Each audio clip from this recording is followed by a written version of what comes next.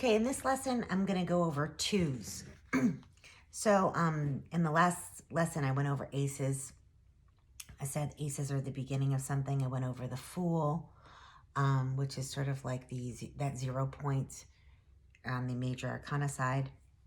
I'm going to go over the twos of every suit. So let's start with the Two of Swords. Okay. Reason why I'm starting with the Two of Swords is I feel this is a highly balanced two. So in the beginning, we have the void, and then in order to have reality, we have to have contrast.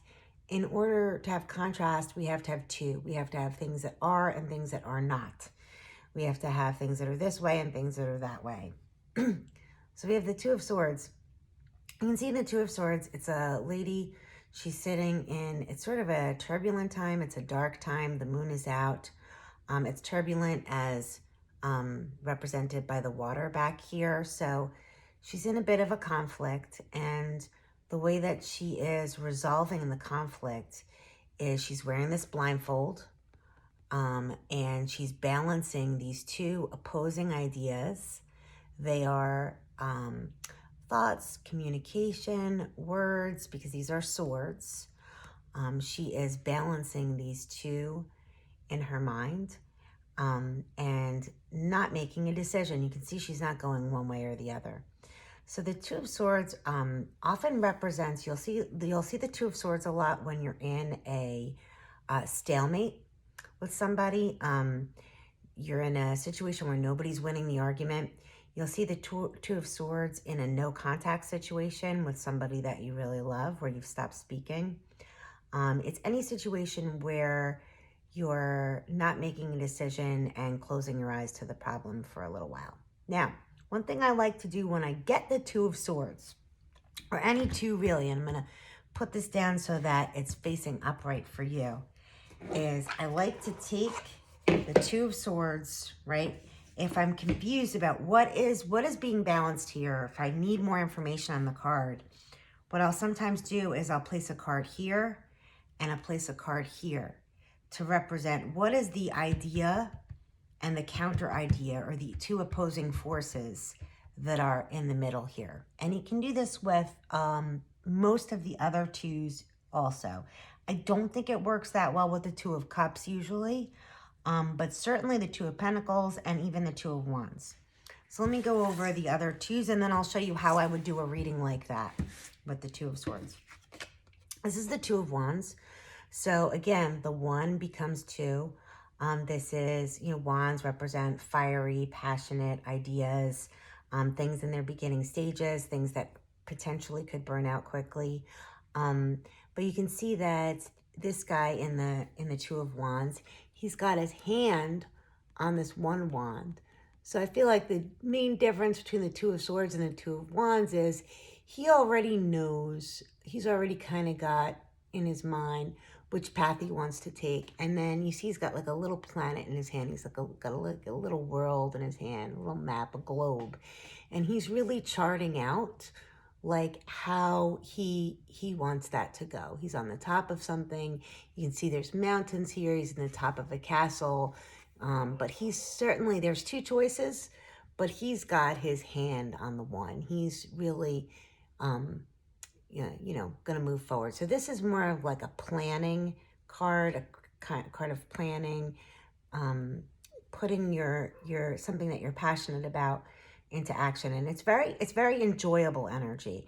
I find that the Two of Swords can be sort of difficult energy, but the Two of Wands is, you're really enjoying making this plan. It feels pretty good. Okay. Next, let's go over the Two of Cups. This is a great card, always welcome in a love reading. This is when two people come together and share their cups. Your cup in the tarot is your heart, your love, your emotion, or where you put your emotion into, what you emotionally invest in. So this is two people sharing their love. You can see that in this card. What I really like is these kind of swirl together with the healing. That's like a sign of healing, those two snakes that kind of twirl up together. And then on the top, you have the lion, And the lion represents the strength card in tarot. The strength card is about taming the inner beast. So this is about, just really when this is like a deep soul connection that you have with somebody. You share like an inner self. If you can see like that lion, the inner self is like shared between these two people. And it's a really lovely card. Okay, Two of Pentacles. Similar to the Two of Swords, because there's definitely two ideas. One isn't winning out over the other. Similar to the Two of Swords, but he's coping and he's struggling to make a decision. He's also balancing one idea against the other in more of a movement way than is happening in the Two of Swords. The Two of Swords is like a block in communication, a block in decision making, no contact situation, stalemate, something like that. This is more fluid, this card. You can see that it's also a turbulent time. You see that there's, the ships are going way up and down. It's going up and down. So when I think of this card, I think of somebody who goes back and forth between two options in their mind. Maybe sometimes I see this card to represent somebody who's like, wants to do something and then doesn't want to do it, and then wants to do it. They want to leave their job, then they want to stay. They want to leave a relationship, then they want to stay. They're kind of like juggling the thoughts back and forth. Sometimes this represents juggling two people. Maybe you're dating two people. They are pentacles, so it could have to do with money, stability, something like that, something of the earth, a physical thing rather than an idea, which would be more like wands, or even swords. So, okay. This also is when you get this card, it's a great idea to do the one card on either side. So the ones I most frequently do it for are the Two of Swords, when I get the Two of Swords, and the Two of Pentacles, okay? So we're going to do a couple of those. Once in a while, I might do it for the Two of Wands, but not really, because he really does have a plan. He knows he's moving forward with something, with one way. And the Two of Cups, it's just a different kind of energy. So what we're going to do, let's say we're going to do a reading in which you come up with the Two of Swords. So we'll do a Two of Swords energy reading. And you can do a reading this way where you select a card that you feel represents your situation to get more clarity on the situation. So let's do a reading for somebody who's in Two of Swords energy. Let's say they had a fight with their friend. This is a person who you've had a fight with your person. You're now not speaking to one another. You're in a stalemate. And let's get some more clarity on what are the two opposing forces or the two opposing ideas that are going on that are contributing to this stalemate, and maybe how we might bring a resolution about faster. Okay? So a couple things I want to try to get to when teaching this reading is how to phrase questions. Okay? You can ask yes or no questions in tarot. You can probably search on the internet and get a yes or a no for every card. When I was younger and I first started reading, I used to do yes or no as reversed or upright, but now I do not read. I intentionally place my cards in the upright for reasons that I've explained in other videos, so I never do that anymore. I tend to stay away from yes or no questions because I don't think it's really helpful for what tarot is for. It's not for making the decisions in your life clear cut like that. It's for exploring your decision-making process. It's for exploring your thoughts and feelings. So I feel that asking yes or no questions tends to take away from your benefit of tarot, but of course you can do whatever you want. And like I said, you can find a yes or a no for every card. You can definitely find it on the internet. All right, so I'm going to flip this around. It needs to be upright for me. Sorry, guys. I need to see it that way. So I'm asking, we got the moon on this side. I'm asking about a no contact situation. There's been a fight. Now there's no contact. What is the crux of the opposition?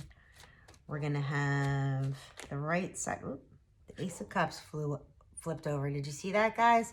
So normally when a card flips over like that and then flips back up, it's giving me a theme. So the Ace of Cups suggests that this is a new love. So this would be somebody that you're not talking to because of it's a new love situation. Perhaps love has not yet been offered. Perhaps love has just recently been offered and now there's some silence or some time apart. Okay. So normally when we do right and left and it's people, I will show you that, sorry, I'm going right back to the Two of Cups that I had in here. If it's about two people, you would sort of mirror the images that we have in the cards to pick which sides to put your people on.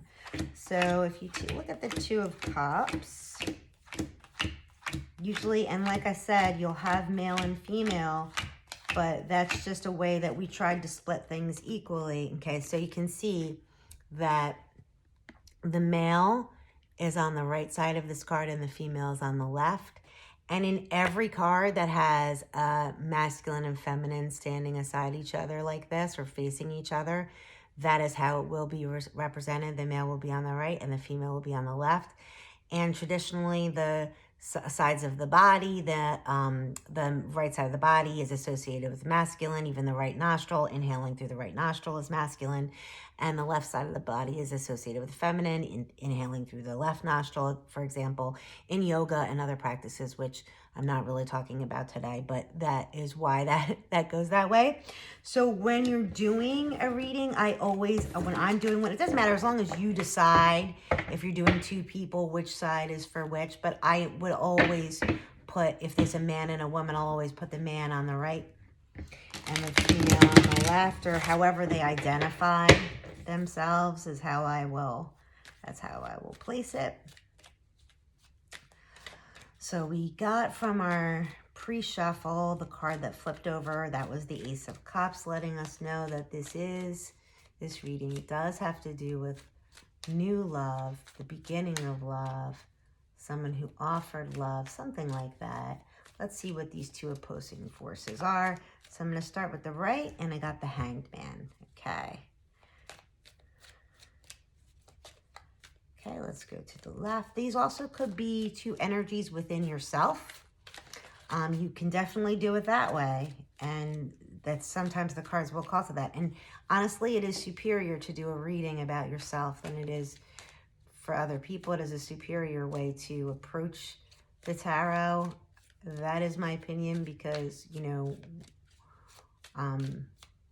working on ourselves is the ultimate. Okay, and on the left, we have the Temperance. Okay, so right off the bat, when doing this reading, I'm going to start by saying that this is a major event or issue in the person's life. And the reason why I'm saying that is we have two major arcana cards. So it's also equally balanced because of that. Sometimes if you have a major arcana on one side and you have a minor arcana on the other side, you can say, well, this is a major issue or a major, you know, big life thing, and this one is not. So, you know, maybe the one's going to overpower the other. But if, you know, if we were getting, you know, a new love situation, and maybe this reading is for you, what I would see here is that when you have the Hanged Man on one side and Temperance on the other, it's pretty clear to me what this is saying. Okay, I really don't have to think about it that much, but I'll explain why. The Hanged Man, the story of the Hanged Man, we haven't gone over this card yet, but we will now. What better time than the present? Sometimes the Hanged Man is, I've heard it been associated with the sign of Pisces. I'm not sure I agree. It doesn't really stand out to me as Pisces, but I've heard that. And because the Hanged Man sometimes represents self-sacrifice, I could see that, and Pisces is known as the self-sacrifice sign in the zodiac. I'm not an expert on astrology. I really am an expert on tarot, but I'm not really an expert on astrology. So anyway, I'll tell you about the Hanged Man. The hangman is a person, and the hangman is definitely not necessarily a man, could definitely be a woman, is a person who has decided to press pause on a situation in their life and kind of flip themselves upside down to get a new perspective. I think of the hangman as somebody who is actually practicing yoga and is doing a headstand. If you've ever done a headstand as a yogic practice, you know that it's about flipping everything in your life upside down so that you can see it better. It's about it's kind of like a mental reset, okay? When you get the hanged man in reverse, you know that a lot of the reversals in tarot, I don't go over them a lot because a lot of times they just mean the opposite of whatever the card means, and or more frequently they mean an intensity that causes a flipping in the energy, which sometimes comes out as an opposite. But the hanged man in reverse is doing tree pose in yoga. If you look, that is tree pose, and you can see that what he's got here is kind of a halo, okay? He or she is coming into angelic energy. And by taking that break, okay, they have learned how to be more grounded in the situation. They felt ungrounded. They felt that the situation confused them. They did not feel grounded. They flipped themselves entirely on their head in order to find their footing. And then they come into tree pose, which if you've ever practiced yoga, you know is one of the most grounding poses. So when the hangman comes up in reverse, it's when our person or hanged man energy comes out of that pausing to reflect and comes back to the situation with a renewed sense of purpose or hope. Sometimes also the hanged man removes himself from a situation in an act of self-sacrifice. And some readers really push that aspect of it. I don't, unless there are other cards that support that. But so what we have here is one of these people pressed pause on this. And that's perhaps why we're in a no contact situation, is that at least one of these people had to press pause on the situation in order to understand themselves better, in order to know why what was happening, okay? And on the other side, we have the Temperance. You really couldn't get like a better reason for this to happen. What it's saying is that we're bringing balance into this situation. We're trying to balance it out. And the hangman does that for that very reason. So I feel that what this card is saying is that the reason why we're in this Two of Swords energy is because we had to take a break. We had to take a break so that we could balance it. And you can see she's got her swords balanced, right? She's got her swords balanced here. These are swords are communication, they're thoughts, you know, and they're a bit stagnant in this picture, right? But she's moving from these two swords to these two cups, which are being balanced out. So remember, we had the Ace of Cups in our pre-shuffle, which alerted us that this was an emotional or love reading. And we have Temperance, which is an angel card, one of the angel cards in the tarot, which is very special and meaningful. This is when the universe comes in and balances out our cups. Remember those two cups that we saw in the Two of Cups card?